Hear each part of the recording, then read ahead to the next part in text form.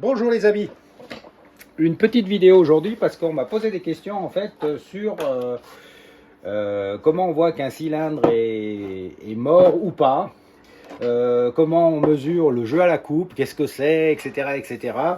Je vais essayer de répondre le plus simplement possible à ces questions.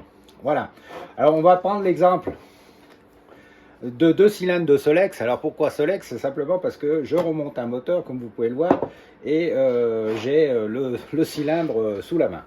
Ça, c'est le cylindre d'origine de ce Solex, et ça, c'est un cylindre d'occasion, entre guillemets, que j'avais gardé parce que les lettres étaient cassées.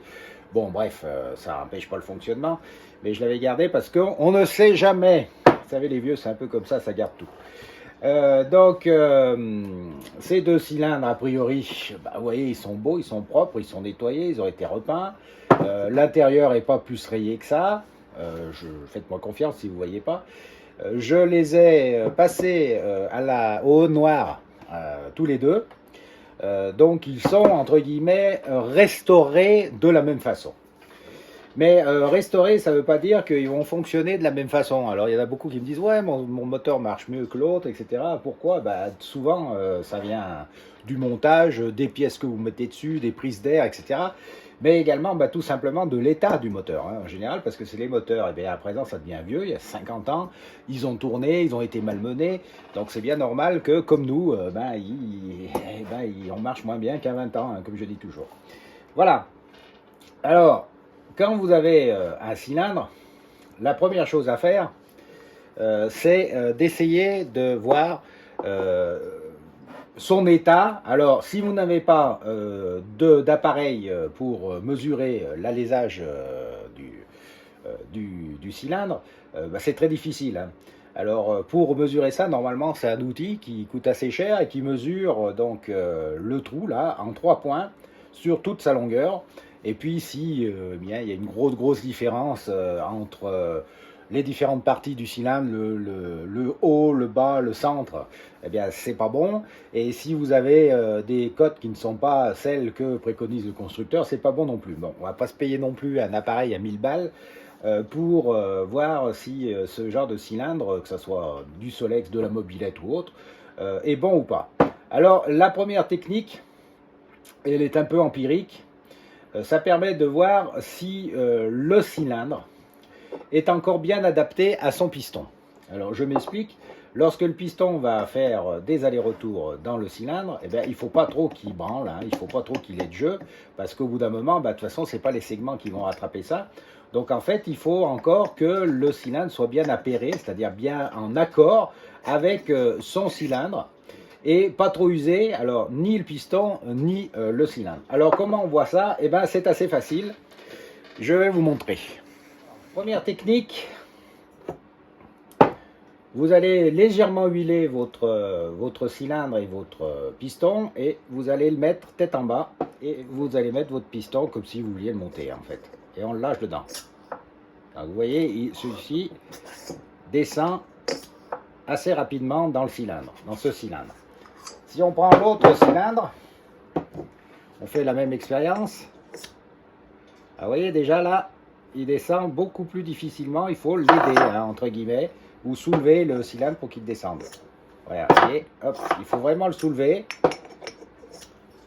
Vous voyez, il est coincé là. Si on le soulève, ça va faire appel d'air. Et hop, il tombe.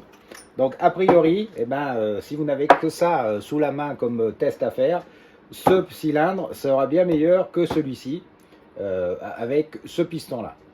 Ça, c'est le premier test, entre guillemets, qui permet un petit peu de voir l'état de votre cylindre par rapport à votre piston.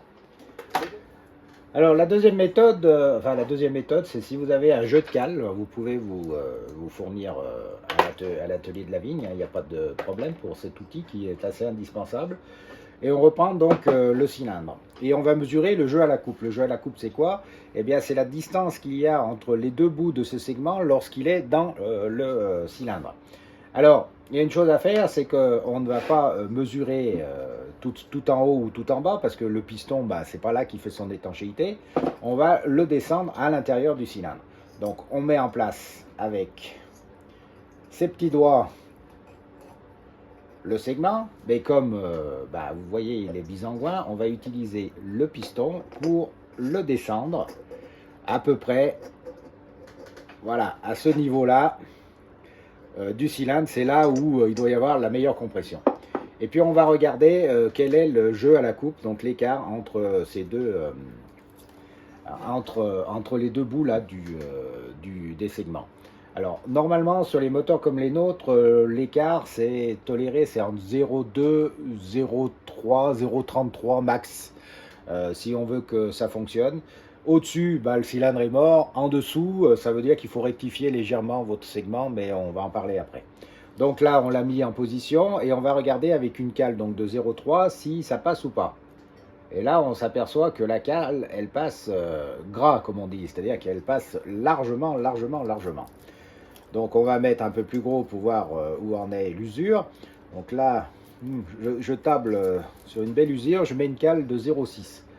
0,6, et on voit que ça passe aussi. Alors, ça passe largement. Donc ça veut dire que ce cylindre est foutu parce que 0,6 à l'endroit où il doit y avoir le plus de compression, vous pensez bien que toutes vos compressions vont passer à travers à travers cet écart entre les deux bouts de segment.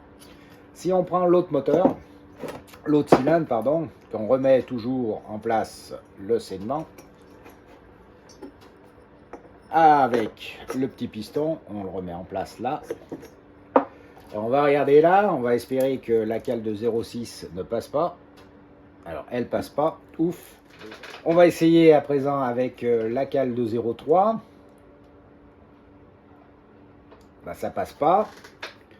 Donc on va essayer la cale de 0,25.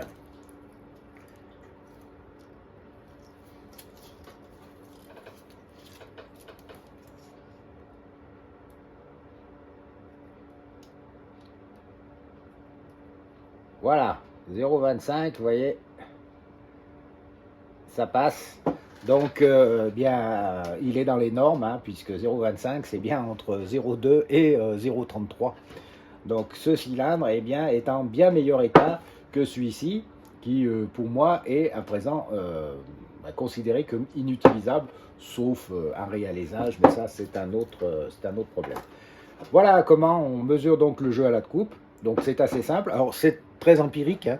Normalement, pour mesurer le jeu à la coupe l'alésage, pour mesurer le jeu à la coupe, c'est bien comme ça qu'on fait, mais pour voir si un cylindre est bien correct, normalement il y a un outil à 3 points qui mesure le cylindre sur toute sa hauteur, sur 3 points de chaque côté.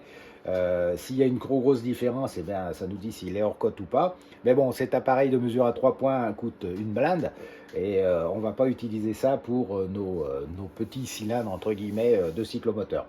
Mais entre la méthode, hop, vous voyez, du piston qui coulisse ou bien à l'aise ou pas dans le cylindre et la mesure du jeu à la coupe, que vous pouvez faire à plusieurs endroits d'ailleurs. Vous pouvez faire une première mesure à peu près à cet endroit-là, et puis vous pouvez le faire un petit peu plus bas, voilà, ici pour être sûr du coup.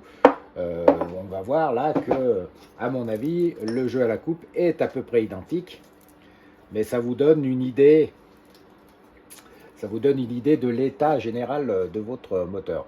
Vous voyez là c'est pareil, le 0,25 passe comme il le passait un petit peu plus haut, donc ce cylindre il est en bon état vu son âge et on va pouvoir le réutiliser.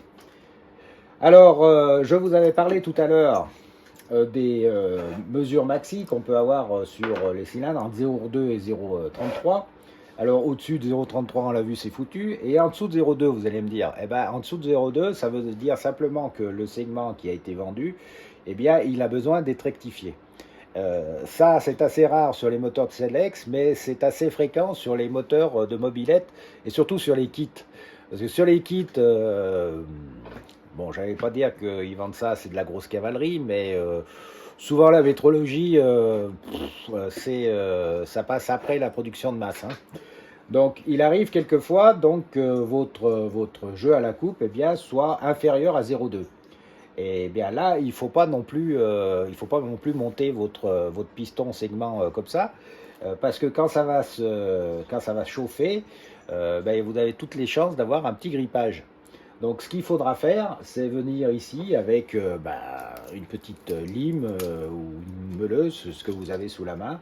Il faudra un petit peu enlever de la matière, là, sur un côté du segment, pour pouvoir atteindre un jeu au moins de 0,2 pour être sûr de votre coup et que votre moteur puisse fonctionner ensuite sans difficulté. Alors ce réglage du jeu à la coupe est assez important, je vous le dis, sur les moteurs qui sont un peu poussés et sur en particulier les kits.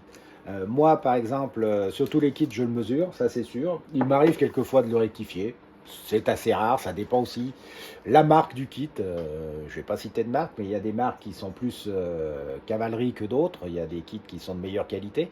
Après, les prix, évidemment, ne sont pas les mêmes. Ça, c'est comme tout, la qualité, ça se paye.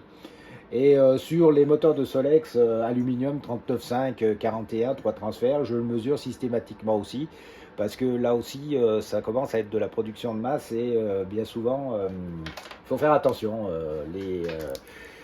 Les segments sont pas toujours à la bonne, au bon jeu, à la bonne dimension entre guillemets. Donc il faut bien vérifier ça lorsque vous allez remonter un moteur. Donc que ça soit du kit, que ça soit du neuf ou que ça soit de l'ancien comme ici où on a essayé avec deux cylindres TUM 80. Vous voyez, les deux sont des TUM 80, donc à peu près de la même époque, d'essayer d'utiliser, bien sûr, si vous en avez la possibilité, le moins usé des deux pour que vous ayez les meilleures performances possibles.